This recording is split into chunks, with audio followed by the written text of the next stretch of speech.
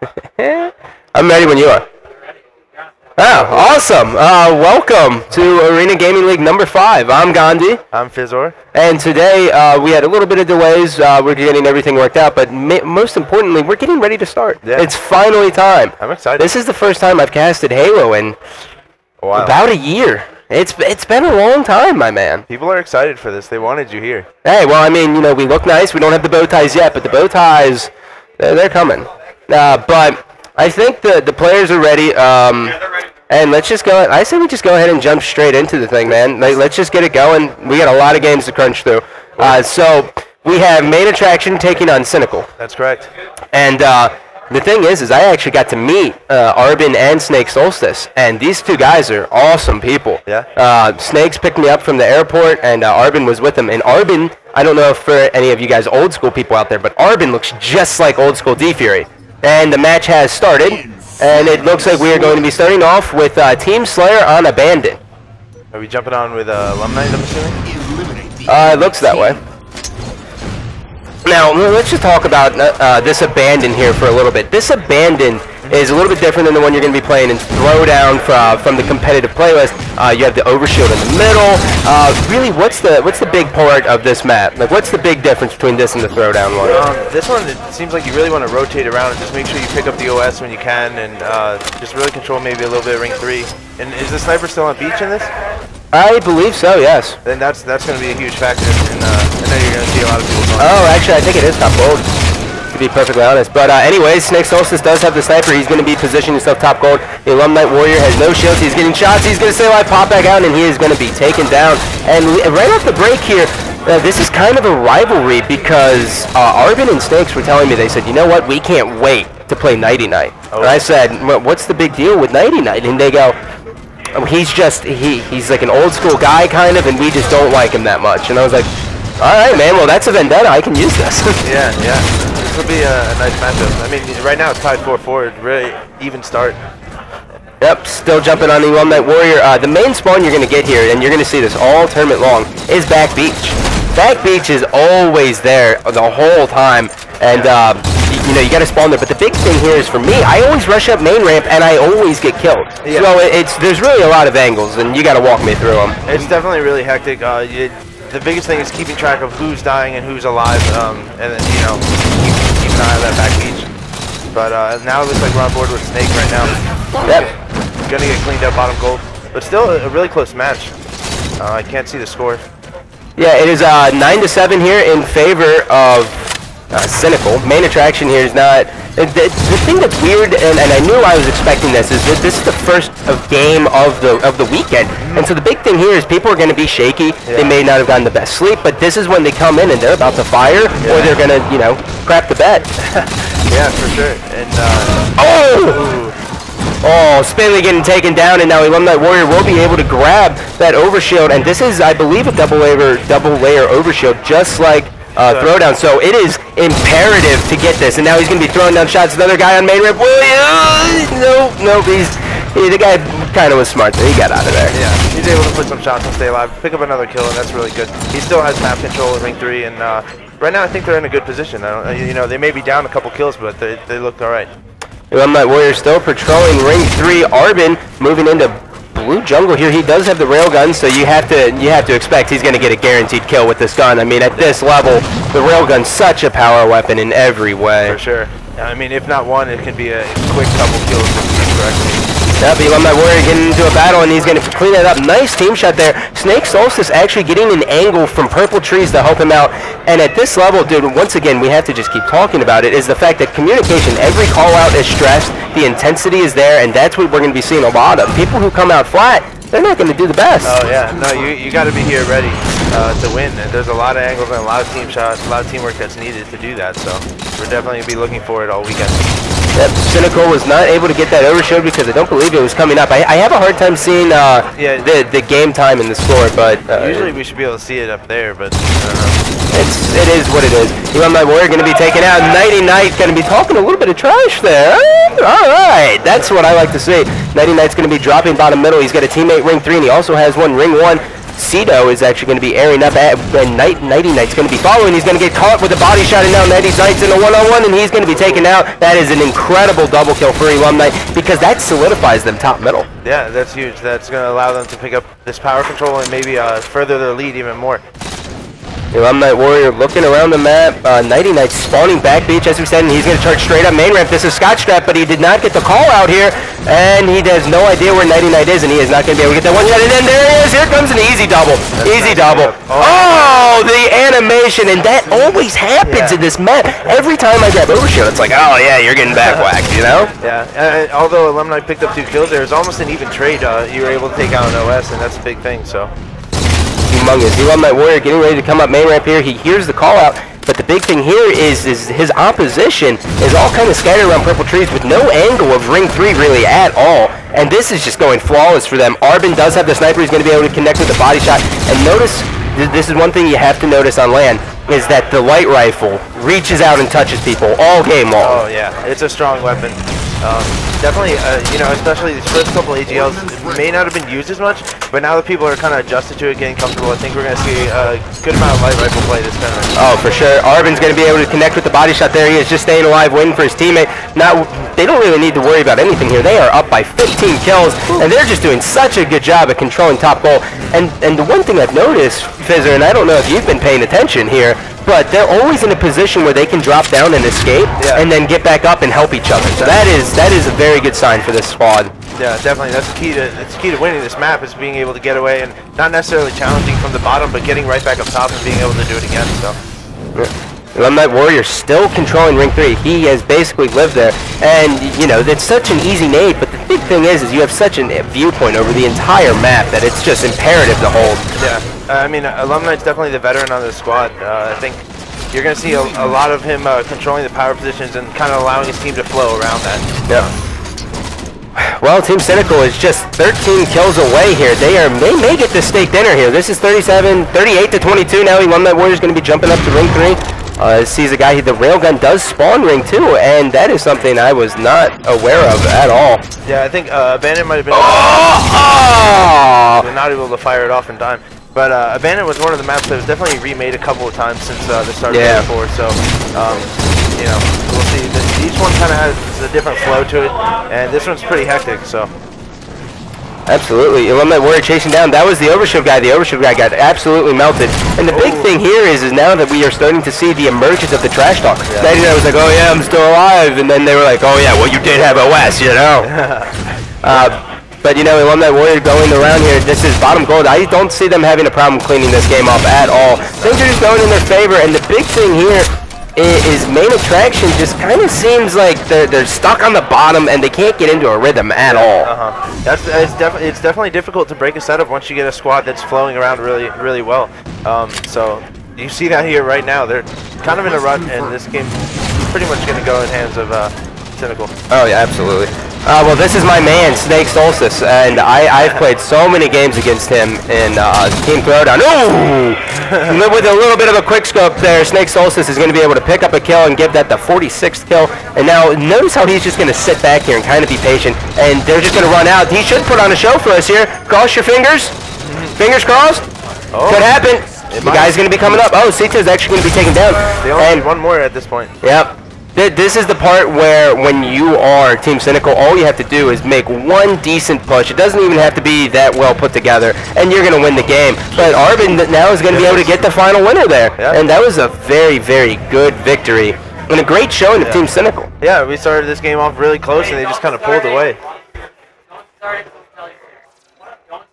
Yeah, dude. It started off, and it was neck and neck, and everyone was sitting there, and you and I were kind of like, you know, well, what's the big deal here? This is how it's going to be? But then next thing you know, it was all about Team Cynical. And really, you know, the thing I like about it is Alumni Warrior got picked up on this team 3 days before this event. Yeah. 3 days before this event on this team. So they only got 3 days of practice, but the big thing here was that Alumni, it just seems so comfortable. And he's always been a player who at the top level he's known to be better online, but now it seems like he's actually being able to bring that game from online back to LAN. Yeah, I was talking to him a lot actually in these recent few days, and he said that you know, I just want to go. I want to go, and he found this team, and he told me right after the day of playing that they had good teamwork and he was really comfortable. Right. So. Well, that's really all it's about. Like a lot of people worry about, you know, oh, are we going to be the best clicking team, or you know, are these the best 3 Slayers I can get my hands on, right? But the big thing is you got to be comfortable. When you're comfortable and you know your teammates have your back and you have their back, that's when things get flowing. Because there's nothing worse than, I know it happens to everyone. You get that sniper on Haven and they're going for the extraction bottom B. And you're sitting there, and then all of a sudden you get back whacked, and you're like, dude, come on, who was watching that ramp? Who was there? You know, and that's just where it is. But so we don't actually have game types. We do? I think we do, but it's a confusing page to look at. So this is so these are my papers, huh? This has full play on it. So I want to apologize as well. I have to really get my warm up in here. This is a warm up for casting for me. It's going to be it's a struggle. All right, so we are game 1 is Abandoned Team Slayer. So coming up next we have Adrift Capture the Flag, and this is oh they can the veto system's in. So okay. What are you guys picking? What are you playing? Solace Slice. Solace Slice. Solace. Okay, so game number 2 we have Solace Slice coming up. So how the veto system is going to work is, so they have 3 game types per round, essentially, okay? And you can veto those game types. So in game 1, you have the options of Haven Team Slayer, Abandoned Team Slayer, Solace Slice. Game 2, we have Haven Extraction, Adrift Capture the Flag, Solace CTF. So they've elected to take Solace here, which is a map that, you know, I've never. It is not my forte. It is not. That's the one thing I can say about Haven or Solace is, you know, you got that big orange thing, but you know the thing is there is a lot of teamwork that still goes involved with it. Like Solace Slice is one of those game types where it seems more condensed because it is, right? You have no bottom, you have no side bases essentially. And it's more condensed, but the big thing here is you've got to be firing with your squad the entire time. You have to be positioning, and with Sprint, that flag route cannot go out. It has to go straight through, or you're guaranteed to die. Yeah, it's 100%. Difficult, and I'm really interested. I haven't seen much of this game type, so this will be a really good match to watch. Yeah, it should be fun. You know, I don't know if you've noticed this, but these headphones are a lot better than the ones I use. Yeah, that's what I was thinking. Like mine like weigh my head down. Like I complain about Astros all the time. Really, mine personally. But mine are like broken, and they're like they barely work as a whole. You know, I want to talk about someone here who we can't go to his POV, but the big thing here is that he's an old school player, and that's Cizzzats. Cizzzats on Team Cynical. He's had like a 19th placing in Halo 2. He's a guy who's really done his thing in the competitive scene, and he took a little bit of hiatus, but he's back here, and now he's putting on a show, and I really hope. We can only assume he's putting on a show, right? I really hope that he stays in the scene because Cizzzats is a really good player. Yeah, I don't know much about him. Like you said before, I'm a Reach kid. This is like what. Yeah, you are a Reach kid. This is the area you know more. All right, well, game number 2 coming up here. We are going to be jumping on board with Nighty Night, and this is Team Slayer on Solace Slice. Say that fast. Team Slayer on Solace Slice. Team Slayer on Solace Slice. It's difficult. Yeah, I just got to keep warming up the vocals here. Oh, yeah. So that OS is right in the beam. And there's apparently a trick to it where I think if you just run, if you jump, you get caught in the beam. But if you just go for it, you can grab it easily. Yeah. But, you know, that's overshield. And you're going to hear me say it today. You're going to hear me say it tomorrow. You're going to hear me say it all weekend long. It is like, it's essentially a guaranteed flag cap. You get that Solace, or you get that overshield on Solace, and you grab flag like Arvin's doing right now, and he's able to get through the map, you're going to get it at least a halfway. Yeah, 100%. Especially if you have a couple kills already and you're able to get that OS and then get it at least halfway before you lose the OS, you're pretty much golden. But Arvin's going to go down there, and that flag is going to go back. Yep, that's going to be 3 members down here for Cynical, and now Nighty Night's coming off the respawn. He does have his teammates in his opposition's base, and the good thing here now is that he's going to have a flank, and he's putting down shots on the guy top sniper, and Oh, the beam! The beam will get you. But this is what you're noticing right here. Isn't the fact that he's struggling with the shots. It's the difference of landing versus online. The shots that hit online are not going to hit on land. I was going to say it has to do with the battle rifle not being able to get that cleanup across map, but that can go in favor, you know what I mean? Oh, yeah. It allows you to flow around the map a little better. Absolutely. Try to keep your battles close range, put a couple shots when you can. Well, Team Cynical is going to be able to get that flag return here. Nighty Night going underneath the base. He's going to be spotting the guy in front of his courtyard. He's getting shots from the back, and he's going to be cleaned up pretty easily here. Cito has his back, and Cito almost got the business. He is going to get cleaned out, and that's at least 2 dead here for Team Main Attraction. Spinley, last guy alive. He's caught in the middle of the map, and now it seems as though Arbin, Little D Fury, is running this flag. And you know, Arbin, the good thing about Arbin is, that cool, by the way. This is a very, very good call. But the big thing about Arbin is that Arbin is one of those rare instances of a player who is just completely selfless at an, not an unknown, but at an amateur level. And that is something you do not see all the time. Those are the kind of players that I enjoy playing with, because you know they'll have your back and you can get theirs, and you can really get a lot of things going. And that flag cap was a good example. You know, he saw the opportunity and went in, grabbed it, and they got the cap.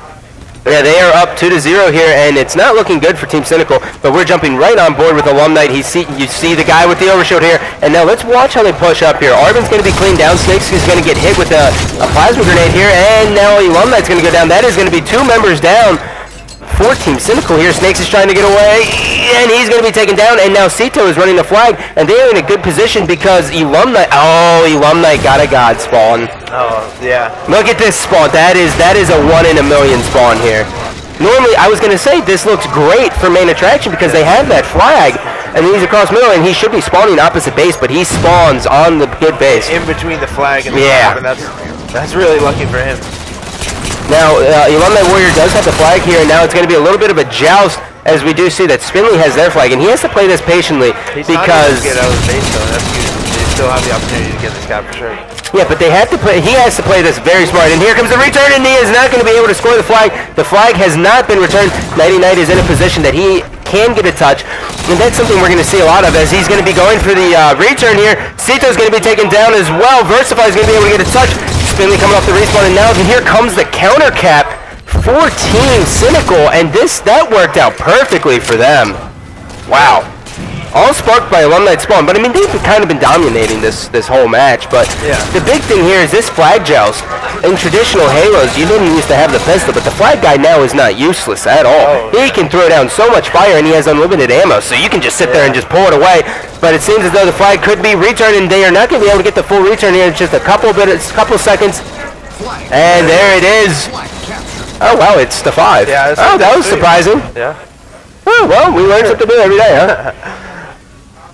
I know a lot of you guys are sitting there and they're like, oh, why don't they know the game types? And I do not play Solid Slice.